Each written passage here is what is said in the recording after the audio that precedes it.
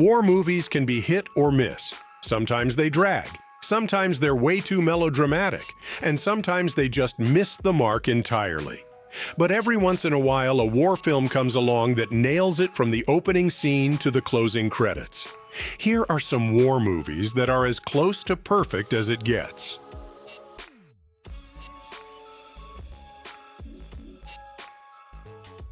Zero Dark 30 is a tense, controversial thriller from Kathryn Bigelow and Mark Boal, digging deep into the hunt for Osama bin Laden.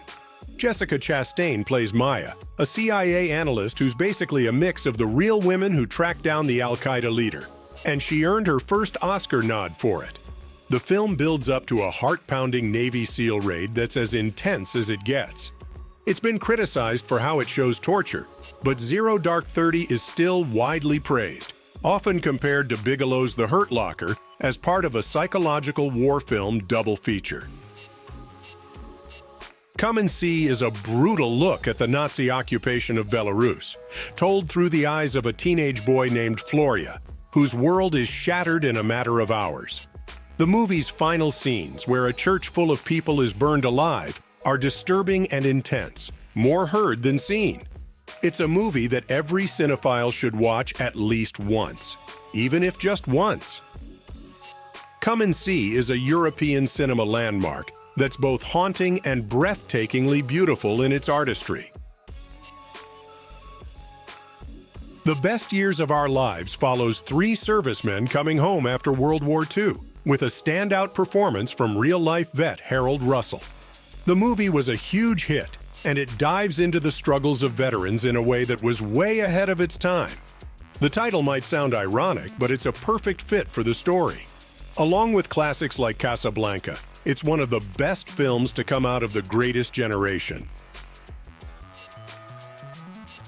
Blackhawk Down is Ridley Scott's visually stunning take on the 1993 Battle of Mogadishu, where U.S. soldiers were stranded in hostile territory.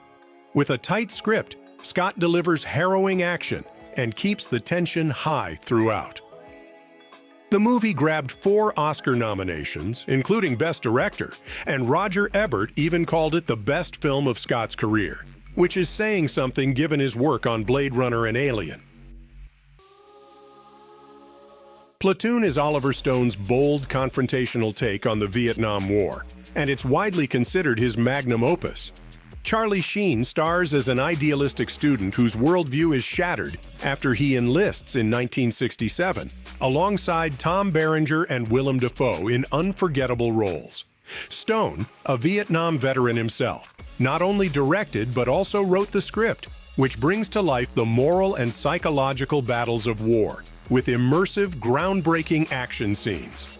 This was the first Hollywood movie about Vietnam written and directed by a veteran, and it cleaned up at the Oscars, winning 4, including Best Picture and Best Director.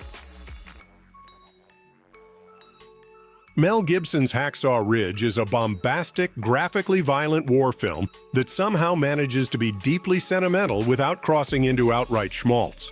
The movie tells the true story of Desmond Doss, played by Andrew Garfield, a Congressional Medal of Honor recipient who never picked up a weapon in battle, instead rescuing 75 men during World War II. Garfield gives a career-best performance, earning his first Oscar nomination with solid support from Vince Vaughn, Hugo Weaving, and Teresa Palmer.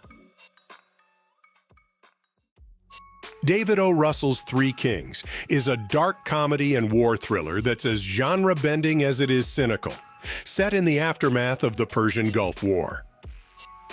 Starring George Clooney, Mark Wahlberg, and Ice Cube, the film follows a group of U.S. soldiers who try to steal gold from Saddam Hussein's stash, only for their plan to spiral into chaos. The production was famously troubled, with reports of on-set clashes, but the end result is a film that's still stunning and relevant today. Roger Ebert called Three Kings a weird masterpiece, where action, humor, and political anger collide in spectacular fashion.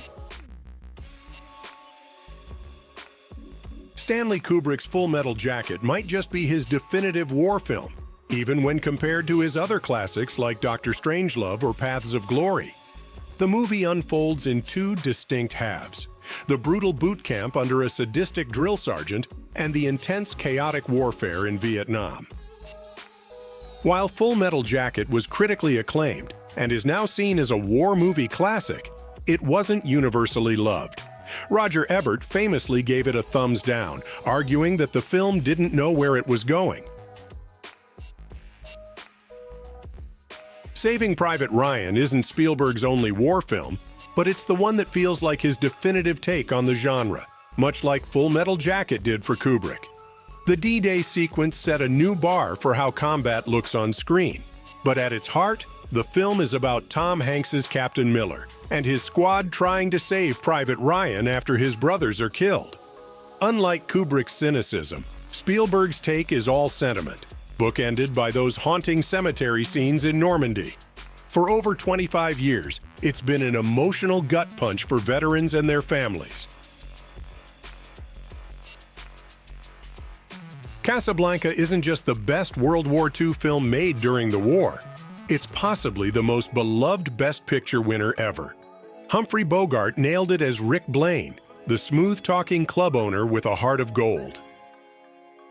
When his old flame shows up with her new guy, a freedom fighter, things get complicated over who gets the letters of transit. What makes Casablanca timeless is how everyone makes the tough but right choices in the end. It's the kind of movie that makes you believe in the best of humanity. Apocalypse Now is Francis Ford Coppola's legendary take on the Vietnam War, famous for its nightmarish production and powerful storytelling. Martin Sheen plays a secret ops assassin sent to take out the rogue colonel, played by Marlon Brando. Roger Ebert called it the best film he reviewed in the first 14 years of his show with Gene Siskel. Inglourious Basterds is Tarantino's darkly funny, ultra-violent take on World War II, where a plot to kill Nazi leaders in a French movie theater turns into an unforgettable bloodbath. This film feels as essential to war movie history as any classic out there. It's pure entertainment, but don't miss the artistic flair. Tarantino's final scenes, where Hitler and his cronies meet a fiery end, are some of his best work ever. It's the version of history we all wish was true, making it a must-watch. All Quiet on the Western Front is where it all began for war movies. Lewis Milestone's adaptation of Remarque's novel about the horrors of World War I set the standard for immersive battle scenes and emotional storytelling. The film snagged Oscars for Best Picture and Best Director, and remains a classic. While it's been remade, including a recent German-language version that cleaned up at the Oscars, nothing beats the original's timeless power.